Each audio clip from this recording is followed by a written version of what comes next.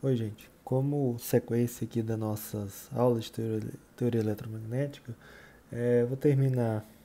Essa é a última aula desse capítulo, né, do capítulo 3, mas a gente vou comentar um pouquinho aqui a respeito dos resultados que a gente viu na aula passada sobre expansão de multipolo.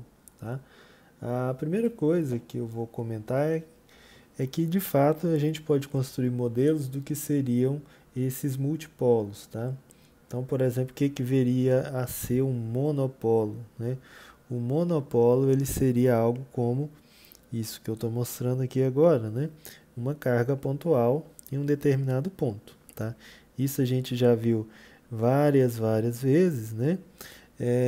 E aí, o que eu mostro para vocês é que a gente já viu lá no começo que esse potencial ele vai com 1 sobre R, tá? Então é isso que a gente já viu lá no capítulo 2. O que vem a ser um dipolo, né? Dipolo viria a ser algo como isso que eu estou representando aqui, né? Que seria uma carga positiva, uma carga negativa separada por uma distância entre elas, tá? Então se eu tenho isso e eu estou olhando essa distribuição de cargas de uma distância grande, eu vejo que à medida que eu me afasto dessa distribuição de cargas, isso não é o potencial medido pode ser que não seja exatamente zero, mas ele vai cair com 1 sobre r quadrado. Tá? Então isso viria a ser um dipolo, ele tem dois polos, né? Um positivo e um negativo. O que viria a ser um quadrupolo? Quadrupolo seria isso que eu estou mostrando aqui. Eu tenho 4 cargas, tá? Elas têm sinais opostos, eu tenho duas positivas e duas negativas, de forma que a soma da carga total dá zero. Aqui também, né, a soma da carga total vai dar zero, mas elas estão separadas dessa forma. E aí, se eu analiso essa distribuição de cargas de uma distância grande, muito maior do que os lados desse quadrado, né, eu vou ver que esse potencial ele vai cair, na verdade, com 1 sobre r ao cubo. Tá? E se eu tenho o que a gente chama de octopolo, o octopolo tem 8 cargas, é como se eu pegasse um cubo e colocasse cargas em cada um dos vértices, né? E aí eu tenho cargas opostas aqui. A soma das cargas dá zero, porque eu tenho 4 positivas e 4 negativas, tá? Mas se eu olho essa distribuição mais uma vez de longe, eu vou ver que à medida que eu me afasto, esse potencial elétrico cai com 1 sobre R a quarta. Tá? Então, isso daqui são, de fato, distribuições de carga que vão ter esses comportamentos de monopolo, dipolo, quadrupolo, octopolo.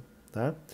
O que a gente fez na aula passada? A gente pegou uma distribuição de cargas qualquer e expandiu ela em uma série de potências. Tá? Expandimos em uma série de R' sobre R. Né? Para que eu posso usar isso? Né? Primeiro, eu posso usar isso como uma aproximação dessa expressão que é a expressão geral, né? Que a gente partiu dela, 1 sobre 4π ε0, integral de ρ de r' de tal linha sobre r, né? Então, pode ser, por exemplo, que essa integral não seja tão simples assim de resolver e essas outras aqui vão ser mais fáceis, tá? Então, o método de expansão em série, em multipolos, né, ele é bastante utilizado, por exemplo, para a gente fazer alguns estudos computacionais em que essa integral aqui é difícil de ser feita, resolvida exatamente, mas eu posso aproximar ela por esse conjunto de integrais que pode ser mais simples. Tá? Então, serve em muitos casos como uma aproximação do potencial elétrico daquilo que eu quero calcular. Tá? Então, mas se a gente observar a nossa expressão, né, que a gente chegou na aula passada para a distribuição de cargas, a gente vê que essa primeira parte ela vai cair com 1 sobre r, a segunda com 1 sobre r ao quadrado, essa aqui com 1 sobre r ao cubo, eu esqueci do r aqui, né? Tem um r aqui, r ao cubo, e assim sucessivamente, tá? Então, se a gente pegar a primeira delas, a gente vai falar que é o potencial de monopolo, tá? Ele vale 1 sobre 4πε0, se a gente olhar lá, ele vai 1 sobre r, tá? ele tem ali a densidade de cargas integrada no volume, né? Então ele tem essa integral aqui, ó. Densidade de cargas R' integrada no volume. O que vem a ser isso? Isso aqui é exatamente a carga, né? Densidade de cargas vezes integrada no volume.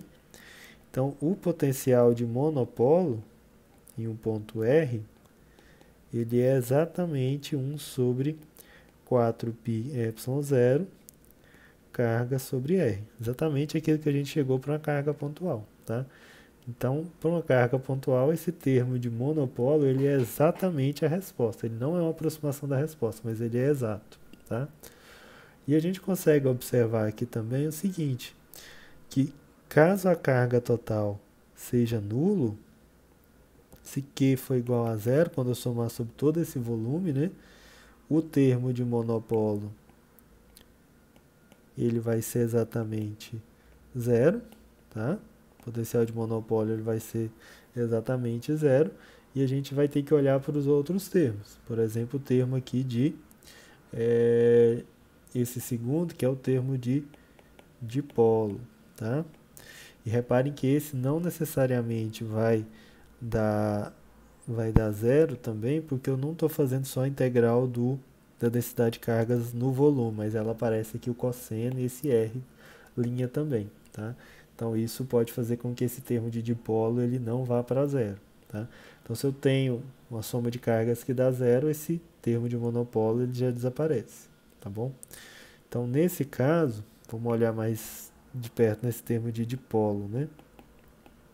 Vou escrever só dip assim. Ele é 1 sobre 4πε0, uma integral, né, de quem? De 1 sobre r quadrado, se a gente olhar lá, né? Ó, que é 1 sobre r quadrado, r' cosseno de esse θ' é o mesmo do alfa, tá? Rho de θ', rho de r', né? Então ele é r', rho de r'. Deixa eu mudar a ordem aqui só para ficar mais fácil aquilo que eu vou falar agora. Cosseno de θ', rho de r', aliás, não é rolinha de r, rho de r' de tal linha.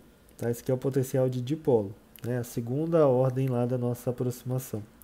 Se a gente reparar nessa parte aqui, ó, quem que aparece aqui, né? Se a gente lembrar do jeito que eu construí a minha resposta, eu tinha colocado o R' aqui, tá? Eu tinha botado o R aqui, tá certo? E eu tinha falado que esse ângulo aqui era o alfa, né? Mas eu posso escrever ele como, em uma das versões do livro ele aparece como θ', tá? Então eu estou usando ela aqui agora. Pode ser meio confuso, mas tanto faz, tá? O que é importante é que esse ângulo é o ângulo entre o R, que vai ligar a origem até a distribuição de cargas aqui, tá? Um volume de tal de cargas qualquer. E o outro é esse vetor R, né? Se eu pegar só a direção aqui, ó, eu posso pegar só essa direção R chapéu, né? Então, por exemplo, se eu fizer R chapéu produto escalar com R', o que eu tenho é exatamente o módulo aqui, né, do R chapéu que vale 1, o módulo do R', cosseno de alfa'. Só estou querendo mostrar que isso é exatamente igual a R' cosseno de θ', que é o que a gente tem ali, tá? Então eu posso escrever esse potencial de dipolo como sendo potencial de dipolo é igual a 1 sobre πε0, 1 sobre r quadrado. Deixa eu só chegar isso um pouco para cima. Então eu tenho uma integral do R' cosseno de θ', eu posso escrever como sendo R chapéu R', tá? Rho de R' de tal linha, tá? Reparem o seguinte, dessa forma que eu escrevi, né, para o potencial de dipolo, o R chapéu, ele não está relacionado com a minha integral, ele não é independente, né, porque eu estou integrando as variáveis linha, tá? Então ele pode sair, tá bom? Então vai ficar 1 sobre 4πε0 R chapéu sobre R quadrado, e eu ainda tenho que fazer um produto escalar, mas eu posso escrever isso ó, como sendo integral. Aqui eu tenho um vetor, que é o R'. O ρ ele não é vetor, tá? Ele depende de um vetor, mas ele não é vetor de tal, tá? O que acontece? Essa integral que eu sublinhei aqui, o resultado disso é um vetor. E a gente define isso como sendo P, que é o nosso momento de dipolo, tá? É o momento de dipolo, é o nome que a gente dá para isso. Então, como que a gente pode escrever esse termo de dipolo? A gente pode escrever assim: 1 sobre 4πε0 R vetor, tá? Produto escalar com esse momento de dipolo R quadrado, tá bom? Então a gente escreve dessa maneira. Por que a gente faz isso? Porque às vezes a gente conhece exatamente quanto que vale esse P. Então é mais fácil da gente aplicar aqui, né? E aí fica mais claro também essa relação entre os ângulos aqui. Aqui está bem explícita essa relação de eu fazer um produto escalar aqui, né? E reparem que esse momento de dipolo ele tem a mesma direção aqui do R'. Tá? Então, algumas contribuições que a gente tiver um ângulo de 90 graus, né? Esse termo de dipolo aqui vai dar zero, porque aqui a gente vai ter isso vai dar zero, tá certo? E esse termo de dipolo é importante, que como ele cai com R quadrado, e se eu tiver na situação que a soma da carga for igual a zero, para distâncias grandes, mesmo que eu tenha contribuições de quadrupolo, octopolo, enfim, né, essa contribuição de dipolo ela vai ser mais relevante, porque esses outros termos eles vão com R ao cubo ou R à quarta, tá certo? 1 sobre R ao cubo e 1 sobre R à quarta. E em muitas situações a gente consegue aproximar as nossas respostas utilizando essas ideias aqui de potencial do dipolo, tá? Principalmente quando a gente fala, por exemplo, de moléculas, né? Moléculas, quando você aplica um campo elétrico sobre elas, elas podem se polarizar, tá? Devido à polarização da nuvem eletrônica. Então a gente pode aproximar essas situações por dipolos, tá? Então isso vai ter importância bem grande para a gente, né? Isso, de certa forma, vai estar ligado lá com a parte de magnetismo, que a gente vai ver que não existem monopolos para o magnetismo, mas existem sempre dipolos, né? Dipolos, não existem monopolos magnéticos, né? Mas existem dipolos, tá? Você não consegue comprar um ímã por aí na internet que só tenha polo norte ou polo sul, ele sempre vai ter os dois, tá certo? Então é isso, a gente termina aqui o capítulo, nosso capítulo 3, e aí agora a gente vai entrar nas próximas aulas na parte de magnetismo. Então é isso.